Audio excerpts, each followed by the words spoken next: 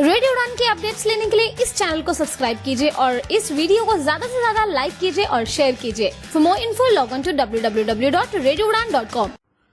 Stand up for your rights. Vote for equality and inclusion. Your vote, your right. अपने अधिकारों के लिए खुद खड़े हो। समानता और समावेशन के लिए वोट करें। आपका वोट, आपका हक। NovaFlix, an accessible OTT platform for visually impaired. भोली शालिनी उन्हें गंभीरता से देख नजरअंदाज कर अंदर चली जाती है। वो नेशनल नर्सिंग कॉलेज की बिल्डिंग के सामने खड़ी होती है।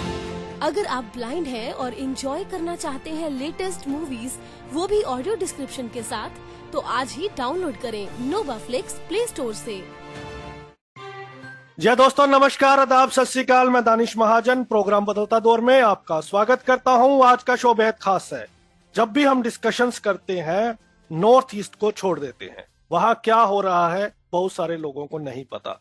हम ज्यादातर अपनी डिस्कशंस गिने चुने मुद्दों पर ही करते हैं। आज हम जानेंगे मणिपुर का हाल। मणिपुर में दंगे फसाद भी हुए, वो एक अलग मैटर है, लेकिन उसमें पर्सन्स विद डिसेबिलिटीज की सिचुएशन क्या रही? मणिपुर में डिसेबल्ड पर्सन्स की सिचुएशन है क्या? क्या वहां एनजीओस पहुंच रही हैं? क्या वहां के डिसेबल्ड को राइट्स मिल रहे हैं? क्या वहां वेलफेयर स्कीम्स पहुंच रही हैं? ये बड़े सवाल है। आज हमने सोचा कि उस पर बात की जाए। आज हम मणिपुर पर बात करेंगे और इस पर बात करने के लिए हमारे साथ बेहद खास मेहमान हैं डॉक्टर सपन जसवंत जी। ये चेयरपर्सन है हैंडीकैप डेवलपमेंट फाउंडेशन के। 1999 से ये ऑर्गेनाइजेशन चला रहे हैं और जानेंगे कि मणिपुर में इनकी ऑर्गेनाइजेशन क्या काम करती है और वहां की हालात क्या है, वहां की हालत क्या है। डॉक्टर साहब, बहुत बहुत स्वागत आपका रेडियो उड़ान पे। थैंक यू, सबको नमस्कार। सबसे पहले डॉक्टर साहब अपने बारे में बताएं, अपनी डिसेबिलिटी के बारे में बताएं और अपनी ऑर्गेनाइजेशन के बारे में बताएं। मेरा नाम डॉक्टर सपन जसवंत सिंह। मैं पहले से विजुअली डिसेबिलिटी नहीं हूँ, एक्वायर डिसेबिलिटी है। मैं 12 साल की उम्र में मेरा विजुअल डिसेबिलिटी आ गया रेटिनल पिगमेंटोसा की वजह से। मैं सबसे बड़ा हूँ। मेरा 5 भाई बहन है, 3 बहन है, एक छोटा भाई है। मैं सबसे बड़ा हूँ। मेरा बाप मेरा ब्लाइंड होने के वजह से बहुत दुखी था। इधर उधर जाके वो इलाज करने के लिए कोशिश की थी, लेकिन रेटिनल पिगमेंटोसा अभी तक भी इसका इलाज नहीं है। इसीलिए मेरा फादर बहुत दुखी करके एक्सपायर हो गया। इसीलिए 1999 में मेरा पिताजी एक्सपायर होने के बाद मैं ये ऑर्गेनाइजेशन मैंने एस्टैब्लिश किया है, क्योंकि ऐसा दुखी किसी पेरेंट को नहीं होने के लिए। क्योंकि मेरा पिताजी विश्वास नहीं है ब्लाइंड बच्चा कुछ नहीं कर सकेगा। ब्लाइंड बच्चा ब्लाइंड तो ब्लाइंड है, विजुअल डिसेबिलिटी कुछ नहीं कर सकेगा। इसी वजह से मेरा पिताजी बहुत दुखी था, मेरा माँ भी। मैंने देखा था, मैं वो 1984 में वो blind school, government ideal blind school करके एक स्कूल है, उसी में एडमिशन करके हाई स्कूल तक मैं पढ़ाई किया है। और इसी में मैंने देखा था वो 1986 में गुजरात में गया था, जाने के लिए एक मौका मिला था वो चेस टूर्नामेंट के लिए गांधीनगर में। और ब्लाइंड पीपल एसोसिएशन ने ऑर्गेनाइज किया है वो कंपटीशन। उसी जाने की समय में आइडिया आ गया, ये ब्लाइंड लोगों की कुछ न कुछ तो कर सकेगा। एंड बहुत अवेयर था, वही तो वो ब्लाइंड लोगों की बहुत सम्मान दिया था। वो रास्ता में जाने में भी वो सारे गाड़ियां और ब्लाइंड विजुअल डिसेबिलिटी देखने से स्लो करके और स्टॉप करके हम लोग तो पार करने की मदद तो दी थी। ऐसा मणिपुर में तो ऐसा सुविधा नहीं है, माहौल नहीं है। इसीलिए मैंने उसी दिन से फिर मैं ब्लाइंड रिलीफ एसोसिएशन ने भी वो नेशनल स्पोर्ट्स नेशनल गेम्स भी बना है, चलाते आता है, उसमें भी मैं पार्टिसिपेट करते करते आ रहा है। उसमें भी 2001-2 में भी मैं बेस्ट एथलीट इन इंडिया भी ऐसा सम्मान दिया था नेशनल स्पोर्ट्स क्लब मुंबई ने। ऐसा वो सारे वो मित्रों ब्लाइंड मित्रों मिलने के बाद बहुत आइडिया आ गया, और हम मणिपुर में ऐसा क्यों माहौल नहीं ले आ नहीं सकेगा, वो ऐसा करके तो ले आ सकेगा। वो अवेयरनेस का बहुत लो है, इसीलिए मणिपुर में तो बहुत दुखी था इसी समय। वो ब्लाइंड लोगों को देखने में बहुत क्या इल ट्रीट किया था, मंगल नहीं है ऐसा भी बोला था। ऐसा बहुत स्वतः में देखा था वो ब्लाइंड लोगों को, आदमी की तरह नहीं देखा था। वो गलत सोच को मैं निकालने के लिए ये ऑर्गेनाइजेशन मैंने उसी समय कोई ऑर्गेनाइजेशन नहीं था, ऑर्गेनाइजेशन था लेकिन एक्टिव नहीं था। उसके पहले एक 1969-70 इसी समय में एक all Manipur blind person welfare association करके एक ऑर्गेनाइजेशन था।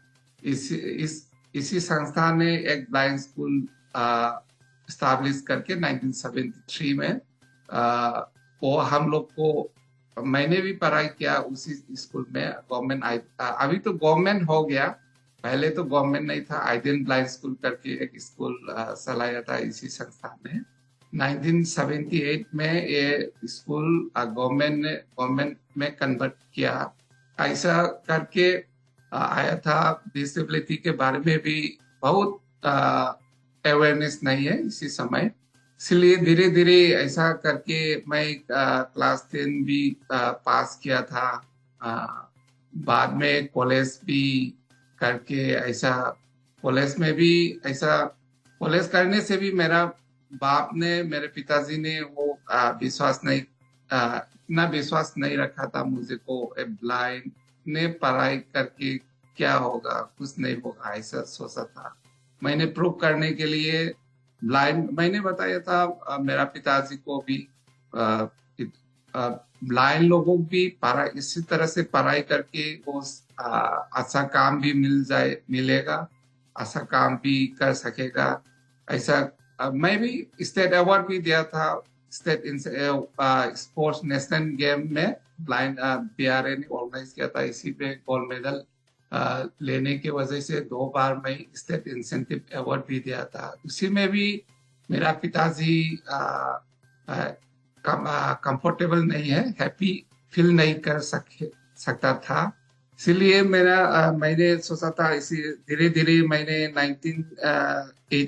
1998 में स्टूडेंट्स का मूवमेंट, बहुत स्टूडेंट्स का समय में भी बहुत कमी था। वो हमारा ब्रेल बुक, ब्रेल टेक्स्ट और सारे के किताब का मटेरियल और डिवाइसेस बहुत कमी था। इसी की वजह से बहुत दुखी है। इसलिए मैंने स्टूडेंट्स मूवमेंट भी शुरू करना बहुत जरूरी है गवर्नमेंट को प्रेशर करने के लिए।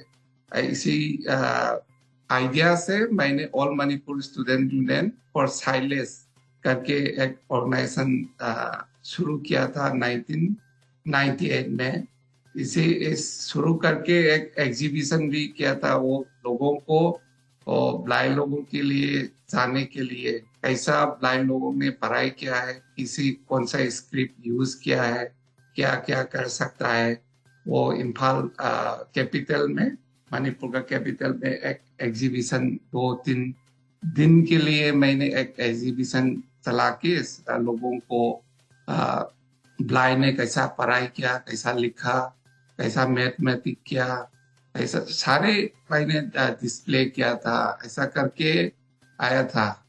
फिर मेरा पिताजी 1999 अक्टूबर में एक्सपायरी हो गया। इसके बाद मैंने दिसंबर महीना में ये हैंडीकैप डेवलपमेंट फाउंडेशन ये संस्थान मैंने शुरू किया दिसंबर महीना से।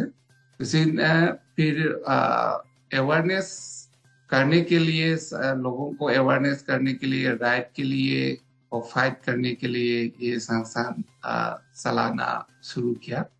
तो 2004 में मैं एमए पूरा हो गया, एमए हो गया। इसके बाद मैंने फिर 2005 में पीएचडी करने के लिए रजिस्टर किया था मणिपुर यूनिवर्सिटी में हिस्ट्री सब्जेक्ट में।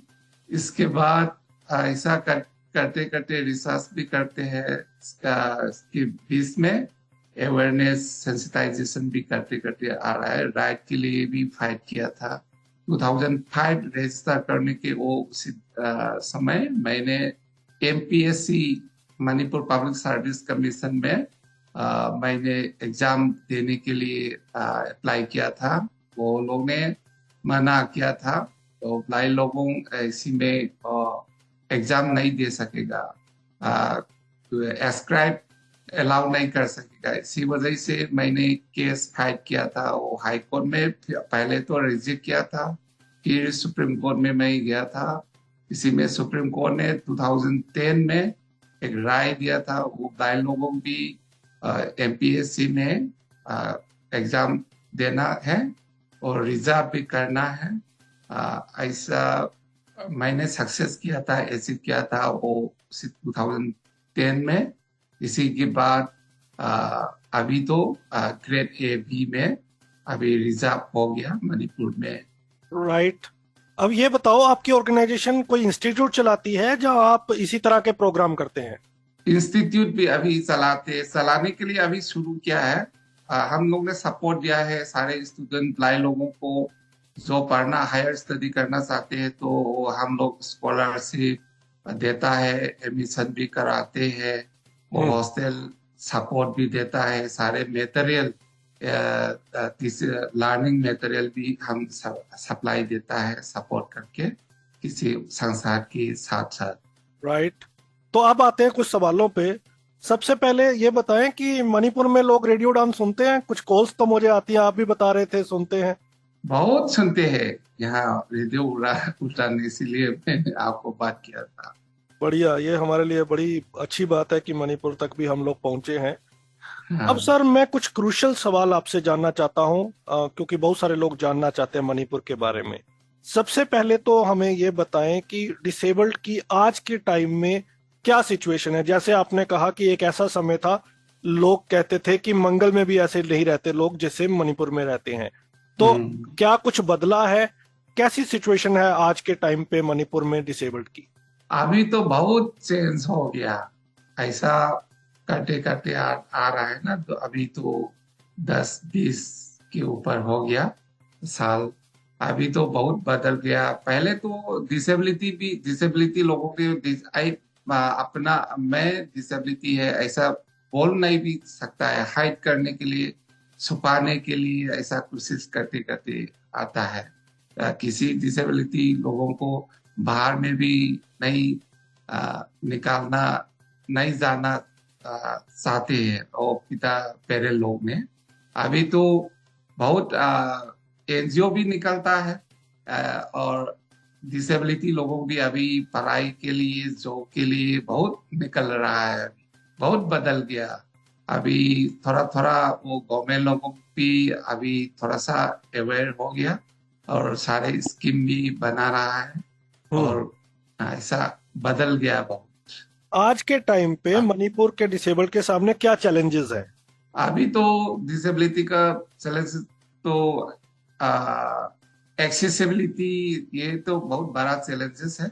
एक्सेसिबिलिटी, ट्रांसपोर्ट में भी थोड़ा सा बहुत चैलेंजेस है और एक्सेसिबल एनवायरनमेंट नहीं, ये तो होना चाहिए। इसी की वजह से हायर स्टडी भी थोड़ा सा वो फर्क है। ट्रांसपोर्टेशन एक्सेसिबिलिटी नहीं की वजह से कर नहीं पाया है।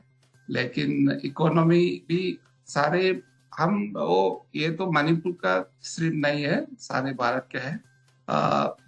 हैंडीकैप लोगों के फैमिली इकोनॉमिकली सारे बैकवर्ड है ना, 80% 90%, तो इसीलिए ये फैसिलिटी ज्यादा नहीं है यहाँ, इंडस्ट्री भी नहीं मणिपुर है। में कितनी है डिसेबिलिटी पेंशन कितनी है? डिसेबिलिटी पेंशन तो सिर्फ 300 है अभी। 200 सेंट्रल गवर्नमेंट ने दिया है, 100 स्टेट गवर्नमेंट ने दिया है, ऐसा सिर्फ 300 रुपया देता है। आप कह रहे हैं कि मणिपुर में बहुत कुछ बदला है, 300 रुपया पेंशन है, क्या बदला है? मतलब 300 रुपये में कैसे कोई सरवाइव कर सकता है? नहीं, ऐसा बदला है, मतलब अभी तो क्या गया, न्यू लेजिस्लेशन के वजह से अभी मतलब मैंने कह रहा आरपीडी एक्ट की वजह से अभी केयर गिवर अलाउंस देता है 1500 ऐसा देता है, और अनएम्प्लॉयमेंट अलाउंस पहले नहीं देता है। पहले पीडब्ल्यूडी एक्ट की वजह से भी वो सारे निकल रहा है, पहले तो नहीं निकल ऐसा सुविधा नहीं है। अनएम्प्लॉयमेंट अलाउंस देता है, लेकिन बजट स्टेट भी, मणिपुरी स्टेट भी बहुत इकोनॉमिकली बैकवर्ड स्टेट है, इसीलिए स्टेट गवर्नमेंट ने वो फंड की कमी की वजह से होगा, वो इतना भरा तो नहीं सकता है। अभी हम लोग ने भी प्रेशर करते करते आ रहा है वो थोड़ा सा भरने के लिए। हम सुनता है वो हैदराबाद में 3000 4016 रुपए, हाँ 4000 ऐसा देता है। ये हम यहाँ भी थोड़ा सा वो अपग्रेड करने के, इम्प्रूव करने के लिए हम प्रेशर दे रहा है गवर्नमेंट। ये बताएं कि अभी मणिपुर बहुत ही बुरे दौर से निकला है। हमने पूरे देश में देखा, पूरे विदेश में देखा कि कुकी और मैती का जो भी इशू था, तो मणिपुर चर्चा का विषय बना रहा। उस समय डिसेबल्ड की क्या सिचुएशन थी, क्या? क्योंकि हम देखते हैं कि ह्यूमन राइट्स की बात तो होती थी, लेकिन कभी भी डिसेबल्ड की बात बहुत कम हुई। हाँ। तो कैसे निकला आप लोगों का समय, और क्या सरकार सपोर्टिव थी? कैसे प्रिकॉशंस लिए आप लोगों ने? क्या कुछ हुआ उस दौरान, ये बताएं। इसी के दौरान हमने बहुत कोशिश की थी थोड़ा सा वो सपोर्ट देने के लिए और प्रोटेक्ट करने के लिए। अभी बहुत तकलीफ में, बहुत सफर में वो रहता है वो यहाँ इसी लड़ाई की, कन्फ्लिक्ट के दौरान, क्योंकि वो सारे most of the people with disability depending on their parents, वो डिपेंड करता है, वो पेरेंट्स लोग भी काम नहीं कर सकता है वो बाहर जाके, वो लड़ाई की, कन्फ्लिक्ट की वजह से। इसीलिए वो डिसेबल बच्चों में वो जरूरी है, वो तो मिल नहीं सकता है, खाना भी अच्छी तरह से खा नहीं सकता है। कोई रिलीफ सेंटर में रहने वाला वो डिसेबिलिटी लोगों तो थोड़ा सा गवर्नमेंट ने देता है, लेकिन रिलीफ सेंटर के बाहर में वो गांव में वो रहने वाला वो डिसेबल लोगों तो पहुंचा नहीं है ये सुविधा। इसीलिए हम लोग ने भी एप्लीकेशन दिया था वो स्टेट डिजास्टर मैनेजमेंट में भी, थोड़ा सा इसके लिए वो करने के लिए, सोचने के लिए। और डिजास्टर मैनेजमेंट एक्ट 2025 के उस सेक्शन में ऐसा सिचुएशन आ गया तो कुछ ना कुछ वो लोग डिसेबल लोगों को सेव करने के लिए, प्रोटेक्ट करने के लिए वो लोग का सारे जरूरी और सुविधा देने के लिए वो बता रहे थे। इसी की अनुसार हम लोग ने एप्लीकेशन किया था, चीफ कमिश्नर डिसेबिलिटी को भी हम लोग ने एप्लीकेशन किया था, and Manipur state disaster management को भी दिया था, वो स्टेट कमिश्नर में भी वो प्रेशर किया था। अभी भी वो रिलीफ सेंटर में 128 पर्सन्स विद डिसेबिलिटी है, टोटल सारे डिसेबिलिटी कैटेगरी, ऐसा माहौल है। स्टेट गवर्नमेंट ने भी स्टेट गवर्नमेंट को भी हम लोग ने बताया था वो डिसेबिलिटी जो रहता है वो रिलीफ सेंटर को एक्सेसिबल होना चाहिए, उसके कुछ सुविधा देने के लिए, एक्स्ट्रा सुविधा वो ब्लाइंड लोगों के लिए और सीपी लोगों के लिए, आईडी, सारे टाइप ऑफ डिसेबिलिटी के और नीड की वजह से। साइकोलॉजिकली कितना बड़ा चैलेंज था और कितना इम्पैक्ट किया? साइकोलॉजी लोगों को बहुत इम्पैक्ट किया था, बहुत इम्पैक्ट है, बहुत सफर है इसी दौरान। माँ बाप भी बहुत तकलीफ है उसके बेटा बेटी के लिए सोचने में। ऐसा बहुत बहुत ये बता नहीं सकता हूँ, बाद में बहुत तकलीफ बहुत सफर है। अभी क्या सिचुएशन है? अभी तो इलेक्शन के वजह से अभी तो थोड़ा सा शांत हो रहा है, इसलिए थोड़ा सा अभी तो रिलैक्स है मैं इलेक्शन का। कई बार नॉर्थ ईस्ट के लोगों से बात करता हूँ, वो कहते हैं कि आप हमारी बात को रेडियो पे मत बोलना, हम सिर्फ आपको ऑफलाइन बता रहे हैं, आपसे बात करना चाहते हैं।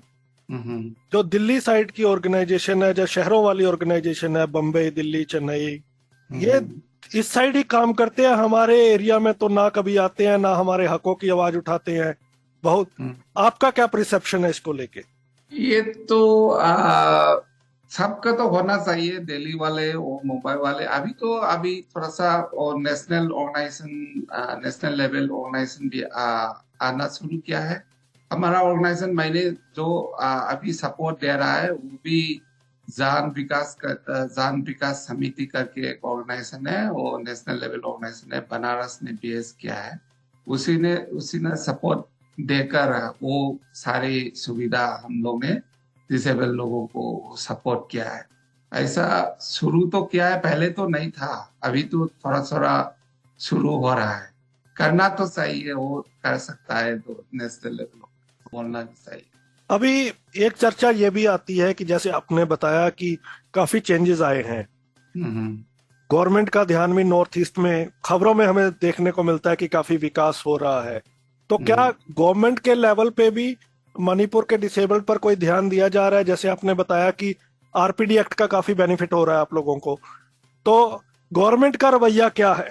अभी तक तो गवर्नमेंट का इंटेंशन तो इतना नहीं है, सारे इशू की वजह से हम लोग ने ऐसा सोचा है, क्योंकि अभी आरपीडी एक्ट चालू किया है, अभी अच्छी तरह से फुल्ली इम्प्लीमेंट नहीं है मणिपुर में। State commissioner for persons with disability भी फुल्ली वो काम नहीं कर सकता है। डिस्ट्रिक्ट लेवल कमिटी होना है, लेकिन वो सारे आरपीडी एक्ट की वजह से स्पेशल कोर्ट भी स्टैब्लिश करना है, सब कुछ नहीं किया है अभी तक। स्टेट डिसेबिलिटी पॉलिसी भी नहीं है, और बजट भी भरा नहीं है। बजट भी थोड़ा सा भराना तो सही है, लेकिन अभी तक तो भरा नहीं है। प्रेशर तो करते आता है हम भराने के लिए, सारे एक को फुल्ली इम्प्लीमेंट करने के लिए हम लोग ने बोलते आ रहा है, हो जाएगा बाद में। हमने ये देखा है कि काफी माइग्रेशन भी है मणिपुर से, चाहे वो एजुकेशन को लेके हो, चाहे एम्प्लॉयमेंट को लेके हो। इस पर आप क्या कहेंगे? माइग्रेशन का वो कारण ये है, यहाँ तो इतना सुविधा नहीं है। मेट्रोपॉलिटन में अभी मिला है, वो नहीं है यहाँ तो इंडस्ट्री भी नहीं है, कॉर्पोरेट भी बड़ा कॉर्पोरेट भी नहीं है। गवर्नमेंट में तो अभी बहुत वैकेंट पोस्ट है, अभी फिलअप नहीं हो रहा है। इकोनॉमी की वजह से क्या होगा पता नहीं। अभी तक तो वैकेंट फिलअप नहीं है। रिक्रूटमेंट के थोड़ा सा प्रॉब्लम है, वो निकल रहा है जॉब का, लेकिन अभी तक रिजल्ट तो नहीं आता है, रिजल्ट नहीं निकलता है, इसीलिए माइग्रेशन हो गया। मैंने सोचा है।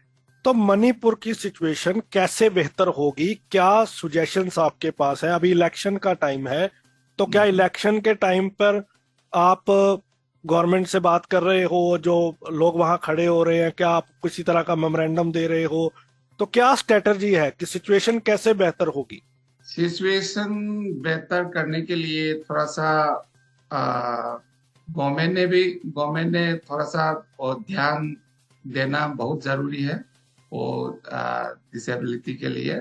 और सबसे पहले ये अभी कंफ्लिक्ट जा रहा है, वो नेगोशिएट करना बहुत जरूरी है, डायलॉग करना बहुत जरूरी है। डायलॉग नहीं होगा वो बेहतर नहीं होगा, डिसेबिलिटी भी अफेक्ट करके ऐसा रहेंगी। क्या कोई डेटा है आपके पास डिसेबिलिटी को लेके? कितने डिसेबल्ड है मणिपुर में, और कितने लोग एजुकेटेड हैं, कितने लोग एम्प्लॉयड हैं? अभी तक एज पर 2011 सेंसस की अनुसार 58,748 समथिंग पॉपुलेशन है पर्सन्स विद डिसेबिलिटी। उसी में लेटेस्ट मैंने देखा था वो प्रेस इंफॉर्मेशन ब्यूरो का एक रिपोर्ट निकाला है। उसी में मणिपुर में 32,963 पर्सन्स विद विजुअल डिसेबिलिटी है, ब्लाइंड है, इंक्रीज है। ये तो 2014, 15, 16 का देता है, रिपोर्ट है, वो ऐसा शो कर रहा है। इसी में अभी तक तो एजुकेटेड ब्लाइंड तो इंक्रीज है डे बाय डे। अभी तक तो परसेंटेज का अनुसार बहुत कम है, लेकिन maximum are not literate because of the unavailability required material. वो इसीलिए वो ऐसा हो रहा है। तो अभी 2 ब्लाइंड स्कूल है मणिपुर में, एक तो क्लास 8 तक है, एक तो क्लास 10 तक है। हायर स्टडी करने के लिए हॉस्टल किसी जगह में हॉस्टल नहीं है, इसीलिए ट्रांसपोर्टेशन, मैंने एक्सेसिबिलिटी के बारे में भी बताया था ना, इसी एक्सेसिबिलिटी नहीं के वजह से भी ये एजुकेशन नहीं ले पा रहा है, हायर स्टडी कर नहीं सक रहा है। और फाइनेंशियल की फाइनेंशियल की बात भी बहुत मेजर कोर्स है। ये सारे देगा तो एक्सेसिबिलिटी होगा और फाइनेंशियल सपोर्ट भी देगा तो वो इंक्रीज हो सकता है, इम्प्रूव हो सकेगा वो डिसेबल लोगों के लिए, ब्लाइंड लोगों के सारे डिसेबिलिटी टाइप्स। मणिपुर में मैं समझना चाहता हूँ कि एनजीओस कैसे काम करती है। क्या आप लोग मूवमेंट्स करते हैं? क्या एनजीओस में यूनिटी है? वहां में सभी डिसेबल्ड एक प्लेटफॉर्म पे आते हैं किसी डिमांड्स के लिए, या सभी अपने अपने काम कर रहे हैं? अभी तो मैंने ऐसा, हाँ सही बात है, बहुत अच्छा क्वेश्चन है आपने अभी पूछ रहा है। 2012 में मैंने एक अपेक्स बॉडी बनाया, state platform of disabled peoples organisation Manipur. वो सारे डिसेबिलिटी लोगों को काम करने वाला डिसेबिलिटी लोगों को ऐसा एक प्लेटफॉर्म में आके ऐसा प्रेशर करते करते आ रहा है। ये एपेक्स बॉडी है। सारे ऐसा इशू आ गया, वो हम इकट्ठा करके गवर्नमेंट को ऐसा प्रेशर दिया है। लेकिन मणिपुर आप लोग जानते हैं, टेरेन का एरिया तो 90% तो टेरेन एरिया है, हिली एरिया है, सिर्फ 10% तो वैली एरिया है। जो पहाड़ का हिली एरिया में रहने वाला तो आप यहाँ में आने के लिए बहुत दिक्कत है, वो फाइनेंशियली और इनएक्सेसिबिलिटी की वजह से। इसीलिए वो कथाई करके वो काम करने के लिए थोड़ा सा मुश्किल भी, चैलेंजेस भी हम फेस करते आ रहा है अभी तक। इसीलिए थोड़ा सा वीक पॉइंट तो ये है हमारा। तो जैसे एक्सेसिबिलिटी इंडिया कैंपेन चला, जहाँ एक्सेसिबिलिटी पे काफी काम हो रहा है, तो आपने बताया कि वहां पे एक्सेसिबिलिटी पे बहुत पुअरली काम चल रहा है। तो इस मूवमेंट को कैसे तेज किया जाए, या क्या थोड़ा बहुत काम होना शुरू हुआ है एक्सेसिबिलिटी पे, या सिचुएशन अभी वैसे के वैसी है? हाँ, बहुत हम लोग ने 2007-8 से वो accessibility fortnight barrier free campaign करके आता है अभी तक। एक्सेसिबिलिटी के बारे में, बैरियर फ्री एनवायरनमेंट कैसा होना है, कैसा करना है, वो पीडब्ल्यूडी डिपार्टमेंट को और सारे कंसर्न अथॉरिटी को अवेयरनेस देने के लिए, सेंसिटाइज करने के लिए काम करते आ रहा है। वो गवर्नमेंट डिपार्टमेंट, सारे गवर्नमेंट डिपार्टमेंट को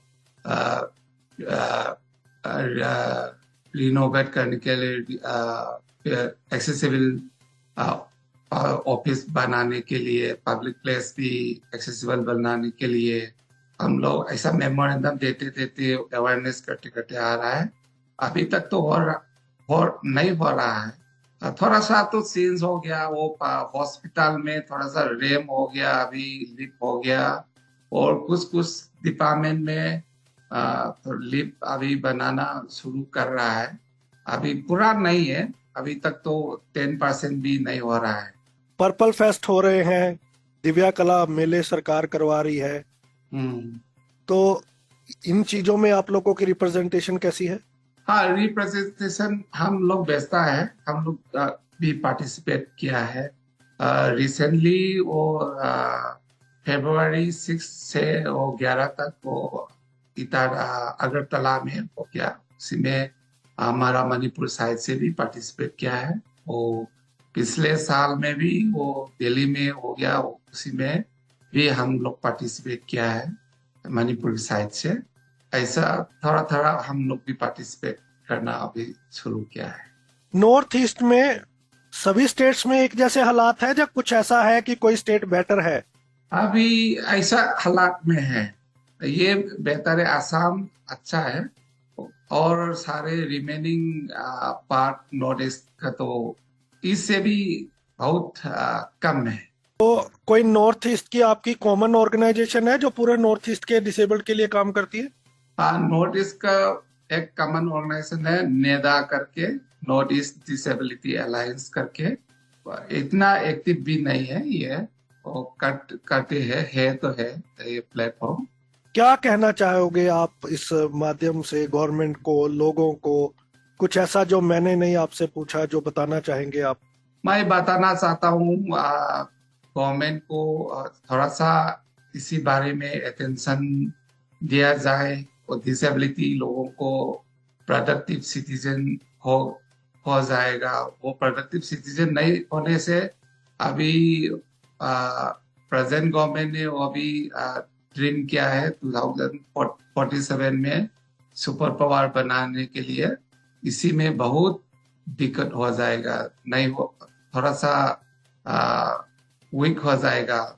अब बात डिसेबल लोगों को वो ट्रांसफॉर्म करके थोड़ा सा ध्यान देकर उसका रिक्वायरमेंट वो बजट देकर और काम करेगा तो वो अचीव कर सकेगा आसान से 2047 का। जी, बताना चाहता हूँ। ये बताएं, जो हम बेशक यहाँ पे चीजें काफी इम्प्रूव्ड हैं मणिपुर के कंपैरेटिवली, लेकिन चैलेंजेस तो हैं आज भी। अवेयरनेस का चैलेंज है, एटीट्यूड का चैलेंज है। तो जैसे आपने बताया कि एक समय लोग कहते थे कि बहुत बुरे हालात हैं, उस हालात में इंसान रह भी नहीं सकता, तो आज की डेट में लोगों के एटीट्यूड में कितना परिवर्तन आया और अवेयरनेस में कितना चेंज आया? ये गांव में तो अभी तक परिवर्तन इतना नहीं आ रहा है। कैपिटल में, टाउन में रहने वाला मतलब एजुकेटेड पीपल तो थोड़ा सा अभी बहुत परिवर्तन एटीट्यूड में चेंज हो गया थोड़ा सा, लेकिन पूरा नहीं है। लेकिन वो बता रहे हैं, मुंह में तो बता रहे हैं स्पेशल एबल बोलना है, ब्लाइंड नहीं बोलना है, हैंडीकैप नहीं बोलना है, डिफरेंटली एबल बोलना है, ऐसा बता रहा है मुंह में तो। लेकिन देखने में तो वो ब्लाइंड की तरह देखता है और डिसेबल की तरह देखता है। थोड़ा सा चेंज तो आ गया, लेकिन पूरा नहीं है।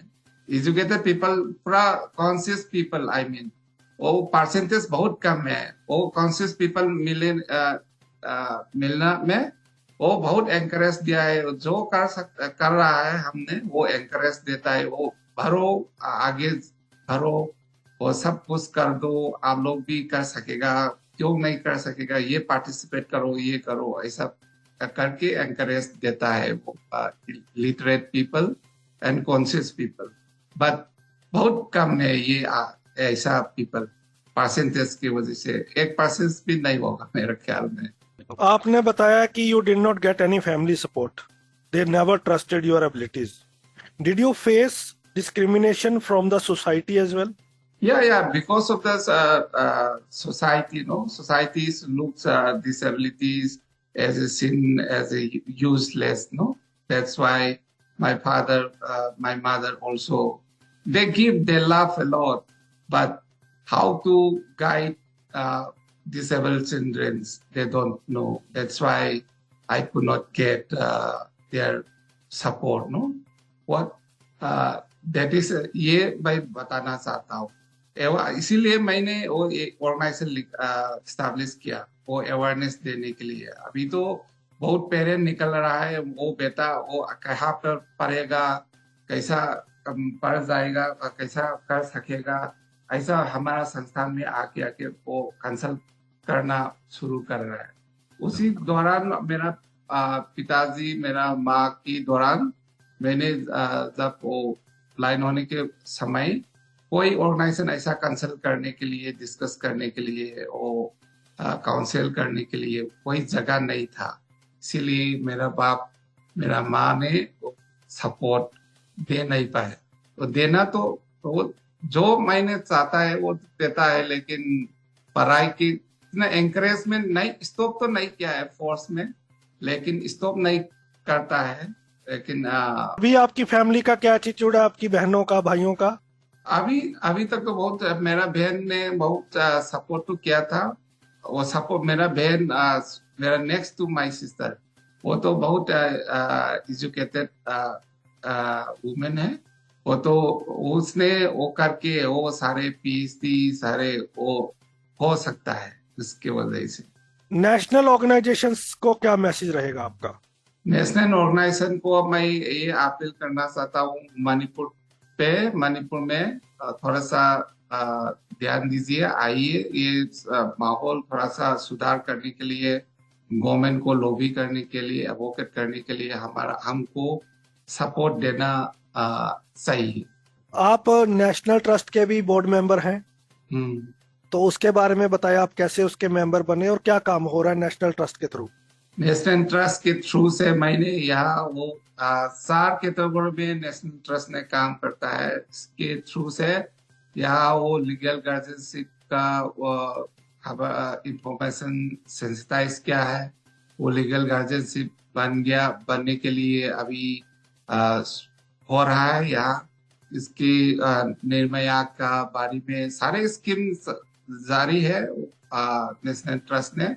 उसके सुविधा पहले तो नहीं मालूम है, नहीं मिला है यहाँ, वो देने के लिए वो अभी शुरू कर रहा है। निर्भया की थ्रू से कोई बच्चा, सीपी बच्चा, आईडी बच्चा वो दवाई लेने में और इलाज करने में बहुत मदद हो रहा है। डॉक्टर साहब, थैंक यू सो मच हमसे बात करने के लिए और बताने के लिए मणिपुर के बारे में। बातचीत का दौर आपसे जारी रहेगा।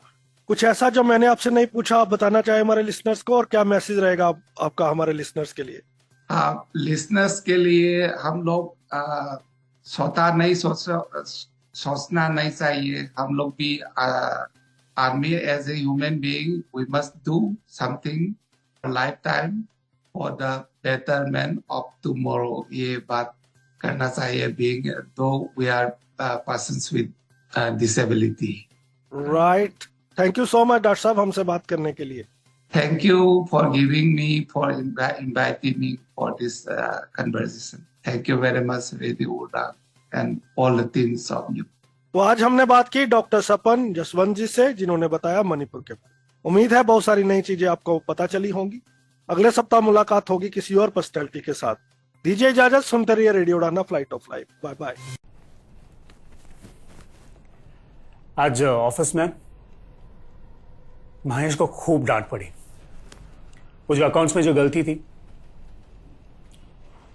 एक्चुअली वो गलती मेरी थी, पर हिम्मत ही नहीं हुई सबके सामने ऑफिस में गलती मानने की।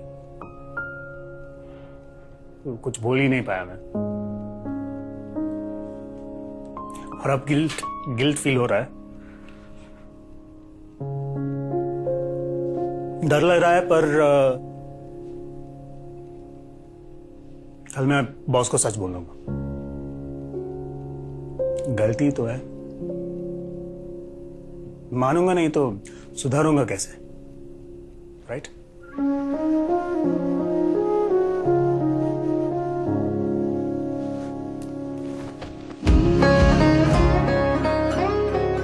ये वो SIP है जो अमित अभी से अपने बेटे को एक अच्छा इंसान बनाने के लिए कर रहे हैं। जब जिंदगी जीने का तरीका ही SIP है, तो जिंदगी के लिए SIP क्यों ना हो? जिंदगी के लिए SIP an investor education and awareness initiative by HDFC Mutual Fund. Mutual fund निवेश बाजार के जोखिमों के अधीन है। योजना से जुड़े सभी दस्तावेजों को ध्यान से पढ़ें। माय डियर, पहले हाथ धो ले, फिर जी भर के खा ले छोले। Hand wash reminder by your hand ambassador Sachin Tendulkar का हाथ। सेवलॉन स्वस्थ इंडिया मिशन। मतदान सिर्फ गर्व का विषय नहीं है, बल्कि एक हथियार है परिवर्तन लाने का, बदलाव लाने का। आइए इस बार अपने आप से वादा करें कि हम मतदान करेंगे और दूसरों को मतदान करने के लिए प्रेरित करेंगे। Be the change you want to see. Radio Udaan द्वारा जनहित में जारी।